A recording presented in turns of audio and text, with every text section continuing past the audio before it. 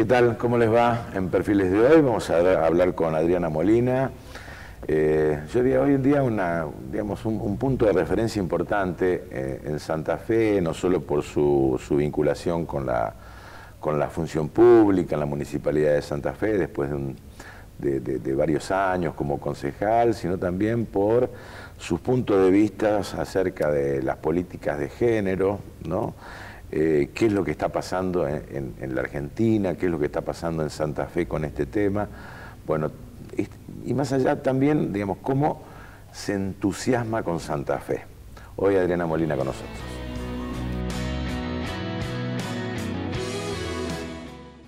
¿Qué tal, Adriana? ¿Cómo te va? Bien, bien, muy bien. ¿Qué significa esto para vos, por ejemplo? Pensaba eso, ¿no? Pensaba que tiene que ver con esto que vos decías de mi historia en Santa Fe, ¿no? De mi historia de vida. Yo siempre digo que Santa Fe fue como encontrarme con mi lugar en el mundo. Ajá. Y la primera imagen así que tengo de Santa Fe es acá Cándido Pujato, la escalinata de la Facultad de Derecho, que me parecía inmensa. Será que me sentía muy chiquita. Y el Paraninfo, bueno, mucho, ¿no? Desde asambleas universitarias a la primera elección con la democracia de su rector. La verdad que, la reforma de la Constitución. Sí. Creo que es un lugar de muchísima historia y que tengo la suerte, la oportunidad en esta vida de compartir parte de esa historia con este lugar. Bueno, llegaste de San Luis y en aquel momento... de fines de la década del 70, muchos estudiantes de Cuyo venían para acá, aquí, a la Universidad del Litoral. ¿Por qué? Bueno, en el caso de San Luis no había además facultad de Derecho estatal, ni católica, ni privada, digamos. Y esto de las... ¿Te acordás que era como la tradición de las casas, ¿no? La casa de los mendocinos, la casa de los puntanos, las casas de los sanjuaninos. Y siempre, de todos modos, creo que fue... la vida que me trajo acá de algún modo, ¿no? Porque la escuela que yo iba es la escuela, como es acá en la Industrial, en San Luis hay una escuela que depende directamente de la universidad, que es la escuela Juan Pascual Pringles, la normal mixta, como le dicen, y tenía convenio con la Universidad del Litoral. Quienes tenían promedios altos no hacían examen de ingreso. Y en ese momento recordarás que, bueno, entrar a la Facultad de Derecho era todo un tema el examen de ingreso. Bueno, yo no entré, por ejemplo. Por ejemplo, yo tuve la suerte, andá a saber qué hubiese pasado, que teníamos convenio. Entré el primer año por el proceso, proceso militar. Y había convenio con la Universidad del Litoral y la Universidad de San Luis. Entonces cuando me decido, porque a mí me gustaba periodismo, me gustaba historia, me gustaban muchas carreras, pero en mi casa querían que fuera abogada. Entonces me dice, mirá que en Santa Fe no vas a rendir ingresos, así, y bueno, y llegué. ¿Y tu vida en la facultad? Y bueno, la verdad que yo siento que, digamos, yo vine acá pensando que iba a volver. Te recibía de abogada y volvías a San Luis. Que volvía a San Luis, en algún momento probablemente tenía muchas posibilidades de volver a Mendoza, porque tenía un estudio jurídico importante de unos amigos que me estaban esperando que me recibiera.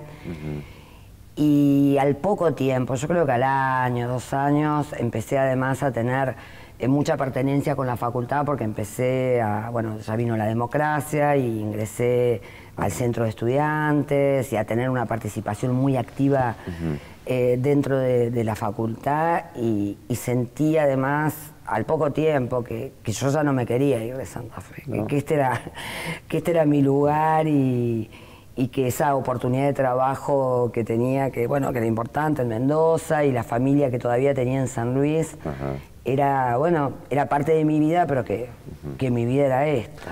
Pero estudiaste en parte durante el proceso militar. Claro, hice... ¿Cómo era estudiar Derecho Constitucional, por ejemplo? Tremendo, tremendo. Bueno, hace poquito... Por ejemplo, durante el proceso militar. Claro, hace poquito... Estudiar, digamos, estábamos con... la historia de Francia, por ejemplo. Estábamos con el ex rector, con Nicky Cantar, que justo le estaban dando un reconocimiento a Iván Cuyen. Iván fue nuestro profesor de Derecho Constitucional y decíamos, de los mejores profesores, y decíamos, ¿cómo hizo este tipo?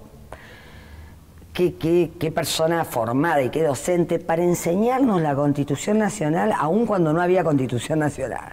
Porque no, lo sentíamos de ese modo, pero la verdad que el silencio, ¿no? Porque esta frase que se suele decir del silencio que había en la dictadura, creo que era eso, ¿no? Que estudiaron una utopía, el derecho constitucional. En era claro, era como hablar del derecho romano, peor todavía, era como un derecho de otro lado, ¿no? Como derecho comparado, creo que era más o menos, lo veíamos de ese modo, sí.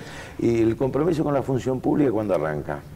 Yo creo que tiene que ver con la misma facultad, porque claro, yo me quedé en la facultad, empecé a dar clases apenas me recibí, ciencia política con Lilith Stubrin, después bueno, derecho constitucional con Benvenuti, después rendí un concurso y bueno, sigo dando clases en la facultad de derechos humanos ahora, y estuve también en la gestión, digamos, como secretaria de posgrado de la facultad y también con algunos otros espacios acá en la Universidad del Litoral. Y creo que eso ya te da esa vocación que tiene que ver con la función pública, porque en definitiva, cuando uno está en un espacio político, bueno, siempre fui radical, me afilié con Alfonsín, también tenía pertenencia con el partido, pero bueno, nuestra mayor actividad como grupo político estaba acá dentro de la universidad. Y cuando Mario Barletta va de candidato a intendente, me dice él y José Corral, que bueno, que iba a ser su secretario de gobierno, me preguntan si quería acompañarlo a Mario en lo que en ese momento era otra utopía, parecía otra cruzada, y sentí que sí, que bueno, que mi función también, claro que tenía que ver con la ciudad. Ahora, ¿alguna vez me diste, digamos, lo que públicamente la política o la función pública cae en un descrédito, ¿no? Por distintos motivos en la Argentina, fue un proceso de deterioro también que fue dándose.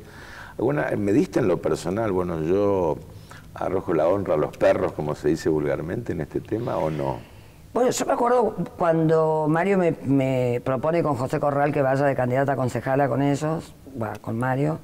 Yo era justo secretaria de posgrado, además, en la Facultad de Derecho. Y para quienes somos abogados y somos de esta universidad, sabemos que ser secretario de posgrado en la Facultad de Derecho es un lugar importante y además un lugar realmente muy, muy amigable y donde uno tiene mucho para hacer.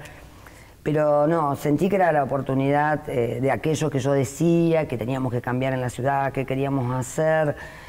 Bueno, tenía que estar y no lo sentí así, no. Pero sí recuerdo esto, que muchos colegas míos, docentes, jueces, muchos me decían eso, ¿no? Me decían que si estaba segura de lo que estaba haciendo, que cómo iba a dejar la facultad para ser concejala de la ciudad. No, la verdad que no me lo he... ¿No te lo planteaste personalmente, no? Sí creo que uno tiene que tomar conciencia que pasa a ser una persona pública realmente, ¿no? Entonces, cuestiones que son, uno dice, bueno, pero esto es de mi vida privada, esto es algo personal, esta es mi opinión, no se ve ya de ese modo, ¿no? Yo sé que si a veces yo hablo, en realidad muchos piensan que no solo hablo por mí, sino que hablo por mucha otra gente, o cuestionan algo que digo o algo que hago, no porque lo cuestionen en mí personalmente, sino por esto de estar en la política, y esto hay que entenderlo y hay que vivirlo sin perder lo personal, ¿no? Es decir, yo, la verdad, a mí me gusta mucho la música, por ejemplo, entonces... Sí, ahora uno, hablando vulgarmente, puede curtirse, ¿no? Pero creo que no debe inmunizarse tampoco. Totalmente. Es decir, o sea, si los problemas, o sea, no te llegan, evidentemente estás en un problema vos. Totalmente. Porque si abrazaste la política, me parece que pasa por ahí, ¿no? Sí me llegan. Lo que trato de hacer es como ponerme en ese lugar de digamos, de no decir, de no agotarme, de no agobiarme con ese tipo de situaciones, ¿no? Es decir, sino de saber que forma parte de lo que estoy haciendo, en todo caso, pensar, bueno, ver si estoy convencida de aquello que estoy haciendo, de que en el grupo donde estoy, de la gente, lo que me dice, pero de no tener tan puesta, digamos, la mirada sí en el otro, porque quienes estamos en política, el otro es fundamental, la otra es fundamental porque son los que reflejan lo que nosotros hacemos. Pero tratar de ser consciente bueno, de saber que no a todos les va a gustar lo que hago también, porque... Y los tiempos de la paciencia son distintos también, de la gente y de ustedes. Y de nosotros, totalmente, porque además... a mí me pasa mucho, porque además Santa Fe es una ciudad chica, los concejales, por ejemplo, somos personas, si bien creo que a quien más se conoce siempre es al intendente, pero a los concejales también nos conocen, y yo voy, no sé, al supermercado y seguro que hablo con alguien y alguien me dice algo y en la mayoría de los casos me piden algo, me reclaman algo y yo me estoy y hablo y sé que la paciencia es otra y que forma parte de mi actividad todo eso, ¿no? Es decir, de escuchar, de tener paciencia, de no tomarlo, por eso digo, agobiadamente, y también de reconocer que puede no gustar lo que yo hago. Ajá. Es decir, mi ego no tiene que ser un ego tan grande de creer que todos, todo lo que yo hago a todos le tiene que caer bien, sino que, bueno, yo hago las cosas bien, creo que las hago bien, trato de hacerlas mejor. ¿Tenés nivel de autocrítica? Sí, ¿Sí? sí.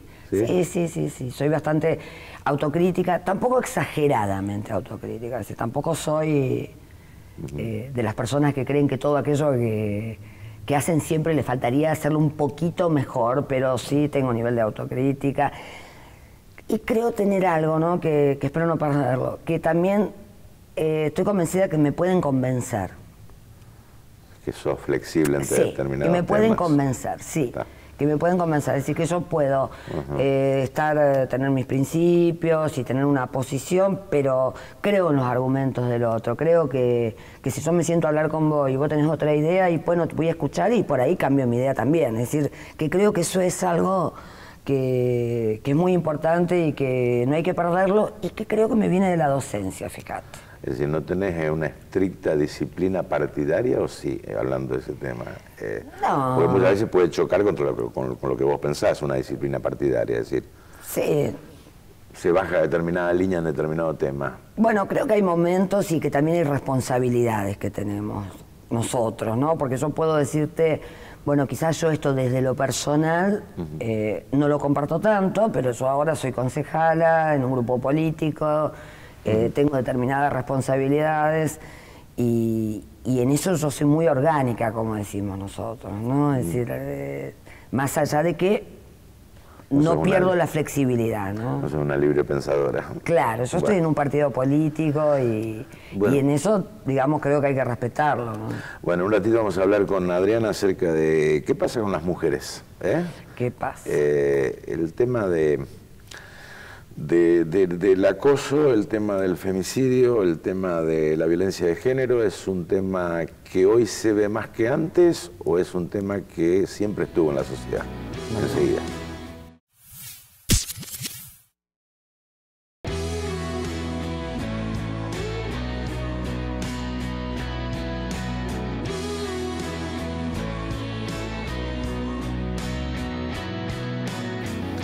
Bueno, Adriana, ¿qué está pasando? O sea, hoy en día es un problema que se ve más en la sociedad, se mediatiza, existió siempre, la figura del femicidio en realidad fue neutra en estas circunstancias. ¿Qué está pasando? ¿Por qué hay cada vez más violencia de género exhibida públicamente? Un poco de todo, me parece, sí, me parece que un poco de todo. Primero, claramente se ha avanzado en esto de denunciar, ¿no? De no aguantar tanto. Yo creo que en realidad violencia de género siempre hubo, y las mujeres y las familias y los vecinos y los que lo rodeaban mirábamos todos para otro lado, y bueno, y la mujer esa quizás toda su vida estaba sometida a eso, ¿no? Había muchos suicidios, que a veces no se sabía muy bien qué había pasado con fulanita de tal, dicen se había suicidado, y quizás uno, si mira un poco la historia, en realidad el suicidio fue como el modo de salir de escapar de esa situación. De esa situación. Creo que se ha avanzado en eso, es decir, que hay más denuncias, con lo cual se visibiliza más el tema. Pero también creo que esto es algo que se está trabajando como una hipótesis de algún modo, ¿no? Pero yo comparto esto, que también el hecho de que las mujeres justamente denuncian más, no aguantan determinadas situaciones que antes quizás por mandato, por la educación, por muchas razones lo hacían y se rebelan más rápido. Bueno, también hace que quizás muchos hombres esto no lo soporten y la violencia entonces se ve más fuerte, ¿no? ¿Y la estadística qué dice hoy por hoy? Y la estadística no es buena, ¿no? Porque los femicidios, algunos dicen cada 24 horas, otros hablan cada 36 horas. Hay muchas, estamos hablando de femicidios, ¿no? No se sabe qué puede pasar con aquellos casos que, bueno, que no llega a la muerte, pero sí son lesiones graves, gravísimas, o casos de violencia sexual, que también sigue habiendo, digamos, algo oscuro en relación a ese tema. Yo creo que, y sobre todo en Santa Fe, ¿no? Para hablar de lo que nos pasa, nosotros somos una ciudad violenta, y esto lo dicen todos los índices, sí. Y yo creo que el primer lugar de violencia es la casa, lamentablemente, ¿no? En muchos casos. Sí, yo coincido, sí. ¿No? La casa es el primer lugar de la violencia, es el lugar donde se enseña el nazismo, claro. Es el primer lugar donde se enseña lo autoritario. Lo autoritario. Entonces yo digo que si en tu casa, en esa casa, ¿no? La que sea, la familia que uno pueda tener y como sea, el modo de relacionarte con el otro es a través del golpe, del insulto, de la discriminación, y uno sale de ese modo. Es decir, creo que la casa es fundamental.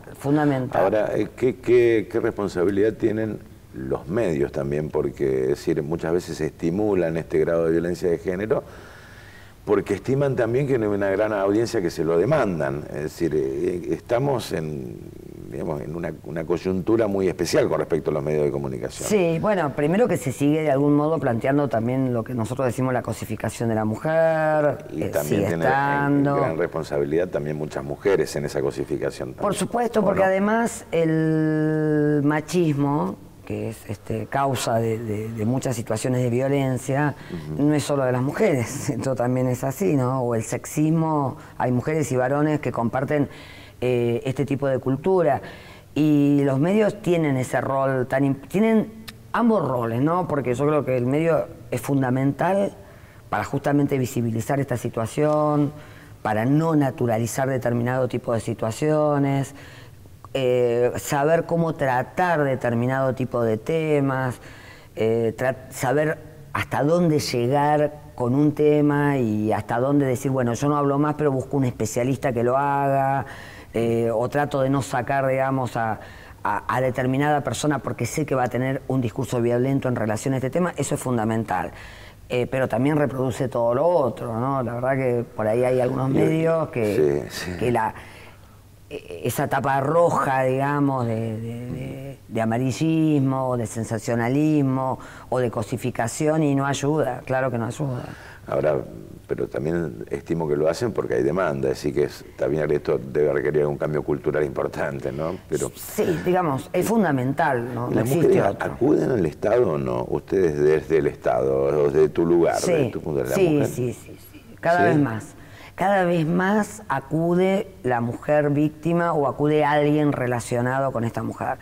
Yo siempre digo que acá lo importante es acompañar a una víctima de violencia. Además, acompañarla, digo, en todo el proceso. Entender eso, entender que tu amiga, tu hermana, tu prima, tu vecina, vos quisieras, vos que no sos víctima, quisieras que esa persona fuera mañana e hiciera la denuncia. Quizás esa persona no está dispuesta a mañana hacer la denuncia, pero lo que sí necesita es que vos la acompañes en ese proceso, ¿no? Hasta que hace la denuncia.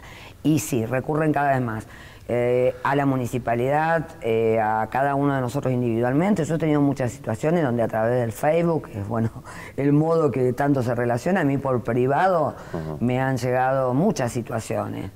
Ahora, recurre el Estado por más que esté en riesgo, por ejemplo, su propia supervivencia económica también, digamos, como... O sea, el tradicional sostén de la familia, el padre y la madre criando a los chicos como una cuestión. Esa es la barrera más importante. Esto es así, esa es la barrera más importante. Por eso también es tan importante justamente lo que culturalmente se hace, ¿no? Porque el tema del creer, por eso digo esto del proceso de acompañamiento, porque esa mujer que es víctima de violencia, bueno, quizás la barrera esa la ve como algo además imposible de modificar. Entonces, el Estado tiene que acompañar, pero también ahí es muy importante esto de trabajar con esta mujer la autoestima, ¿no? De decir, bueno, vos vas a poder. Claro. Nosotros tenemos una experiencia que es muy conmovedora en la municipalidad, que tiene que ver con esa cooperativa de mujeres, que muchas son madres o abuelas de chicos de los jardines, y que hicieron una cooperativa que está trabajando muy bien, pero muchas de ellas eran víctimas de violencia, y paralelamente a que se les enseñaba un oficio, también se trabajó con ellas este empoderamiento, que no es otra cosa que creer que uno puede resolver una situación, salir de un lugar. Ahora, en eso el Estado es muy importante, y lo cultural es muy importante. Por ejemplo, vos recibís un mensaje en Facebook, sí, donde dice, mi marido me golpea, y a su vez estoy amenazada de muerte, y a su vez tengo tres chicos en casa. ¿Qué haces? Bueno, lo primero por eso es saber qué quiere hacer ella. Escuchar a la víctima es muy importante, ¿no? En el sentido de decir, bueno, vos querés, sentís además que ya tenemos que actuar, se puede actuar ya. Yo qué haría en ese caso, agarro a alguno de estos fiscales que tenemos, algún fiscal, sea domingo, sea lunes, sea martes, y lo busco porque hay fiscales de turno que tienen que atender una situación de estas. Es decir, que el Estado desde ese punto de vista rápidamente debería atenderlo, digamos. Sí. Ahora, ¿depende de la voluntad de la mujer o del propio Estado? ¿Qué crees en una situación límite? Yo creo que sí, es también una discusión. También es un tema, ¿no? Es también una discusión. En España, por ejemplo, hay algunos lugares donde una vez que se sabe que hay una situación de violencia, no es algo privado. Yo creo que no es privado. Ajá. Yo creo que no es privado, por eso creo que nosotros tenemos que actuar, digo nosotros, el Estado, los docentes, la salud, el propio vecino. Pero también creo que hay que acompañar ese proceso, ni hablar si estamos frente a una situación límite. Si esta mujer me dice, claro, esto que me estás diciendo, está en riesgo mi vida, bueno, yo ahí la verdad le pido la dirección, creo. Es decir, claro, la verdad... Esto es un dilema, ¿no? Porque sí, claro. Tal vez muchas mujeres dicen, bueno, esto tiene que ser un camino más paulatino hasta llegar a una solución del problema, ¿no? Yo creo que hay que darle toda la alternativa para que pueda rápidamente salir de esa situación. Hay que dárselo. Sí. Hay que dárselo porque además, no todos los casos son iguales, por supuesto, pero el círculo de violencia es un círculo.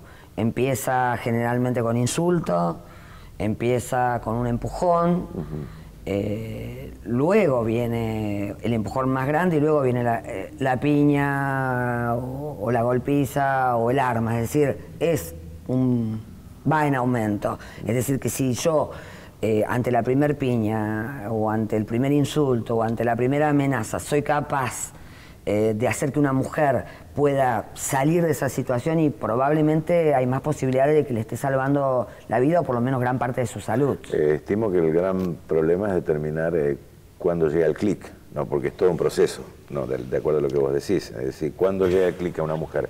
No es que un hombre de un día para otro dice, bueno, voy a golpear a mi mujer. Claro, generalmente eso no sucede, y además falta una parte en ese círculo que es lo que se llama la luna de miel. Ajá. Que es la parte más difícil, porque después de ese gran golpe y de esa gran piña, generalmente viene una etapa de la luna de miel donde el hombre, a veces algunos lo creen, realmente lo creen, lo que pasa es que después no lo pueden hacer, otros no lo creen pero lo dicen, que no va a suceder de nuevo.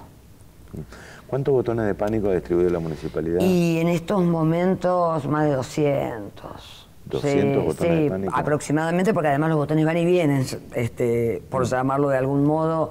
Hay muchas situaciones, también la provincia tiene botones, hay muchas situaciones que por suerte las mujeres entregan el botón y no lo vuelven a necesitar.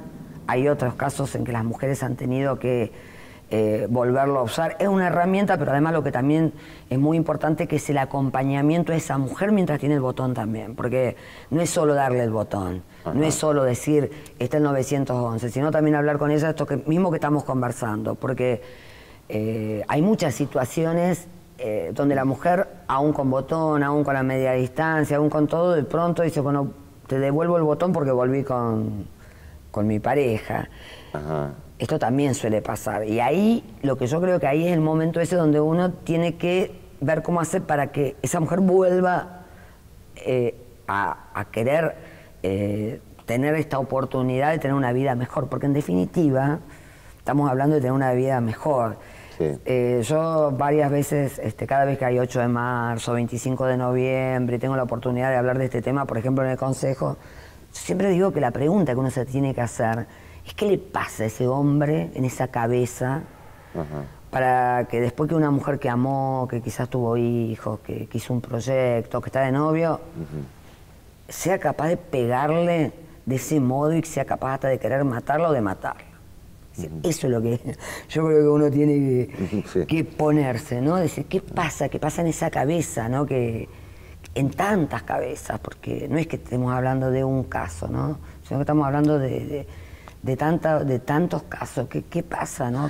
Y en tu criterio, muy sintéticamente, ¿avanzamos o retrocedimos? No, avanzamos. ¿Sí? Yo creo que avanzamos. Sí, creo que avanzamos. Bueno, gracias, Adriana. No, gracias a vos. Adriana Molina con nosotros hoy en Perfiles.